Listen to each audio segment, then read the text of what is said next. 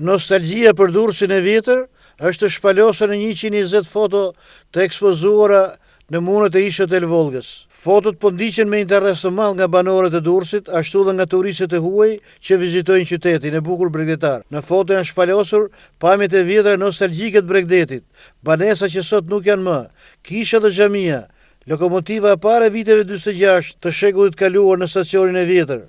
122 foto bardhëzi pasqyrojnë Durrësin në etapa të ndryshme zhvillimi, po i kanë dhënë dhe vetë ndërtesës, ish Hotel Dejdoxhi dhe më vonë Volga, tashmë të kthyer në Gërmadh, një simbolik tërheqëse, e kanë kthyer në atraksion turistik. Instalacioni është titulluar Tradita Durrësake. Fotot janë shoqëruara me shpjegime përkatëse në shqip dhe anglisht, për t'i dhënë mundësi turistëve të shumt që vizitojnë Durrësin të njihen jo vetëm me qytetin aktual, por dhe me historinë durrësake, që është e ruajtur në kartolinet e dikurshme. Instalacioni është bërë me materiale rezistente, duke pasqyruar faktin se fotot do të jetë ekspozuara ndaj ndikimit të kushteve atmosferike.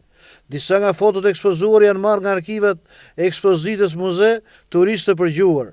Projekti me instalacionin fotografik është ideuar në kuadër të Durrësit Summerfest 2025.